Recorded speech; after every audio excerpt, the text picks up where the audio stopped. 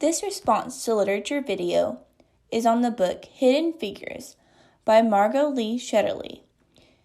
The true story, Hidden Figures, could stand alone as an ELA lesson or would be great to include with a history or science lesson. I'll be telling the story using the illustrations from the book as well as related pictures that I have found. I'm sure that you've heard of the moon landing in 1969, but have you heard about the women that were behind the scenes that helped make it possible? The story Hidden Figures by Margot Lee Shetterly and illustrated by Laura Freeman tells the story of 4 Black women that defied the odds of their time.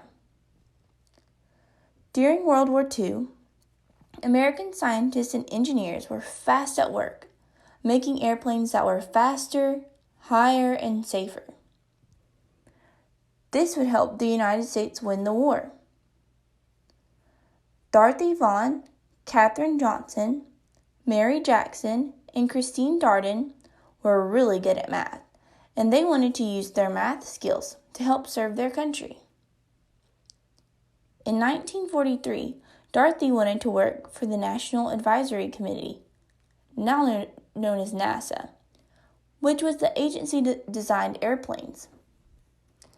At that time, Black and white people were segregated, which means that they were kept apart.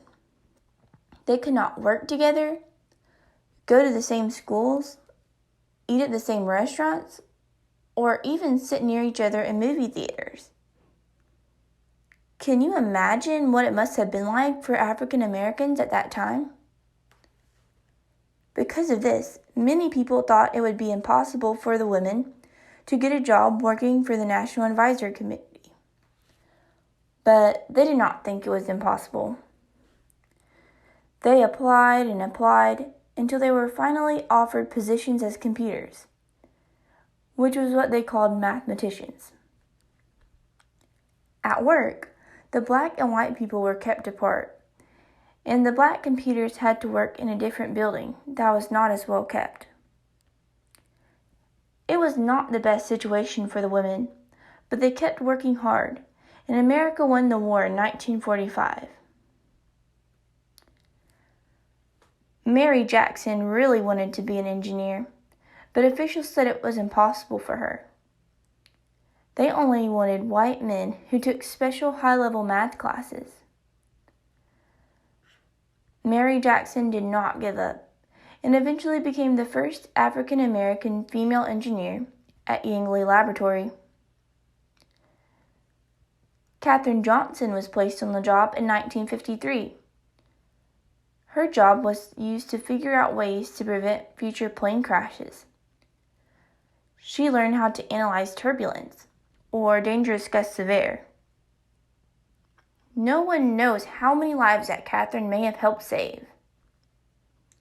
Katherine wanted to go to meetings with the male engineers to help prepare research reports, but she was not allowed to go at first. Finally, she was allowed to go to meetings because she was so good at math. She fought hard to be treated the same as the men and became the first woman to sign her name to one of the group's reports. In 1961, President John F. Kennedy committed to putting a man on the moon. To do this, NASA would need experts that were really good at math to calculate trajectories, or pathways. Katherine Johnson helped plan astronaut John Glenn's exact route to the moon and back to Earth. Because of Katherine Johnson, John Glenn was able to get to the moon and back safely. Christine Darden was another African American woman who was brilliant at math and started working with Dorothy, Mary, and Katherine in 1967. She helped the astronauts land on the moon in 1969 on the Apollo 11 spacecraft. She eventually became an engineer for making airplanes that fly faster than the speed of sound.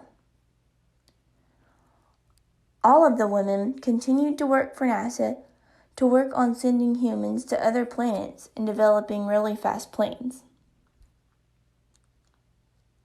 Because of Dorothy, Mary, Catherine, and Christine, space exploration changed for the better.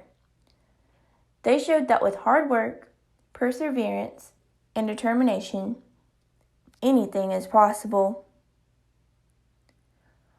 What if they were never allowed to work for NASA because of the color of their skin?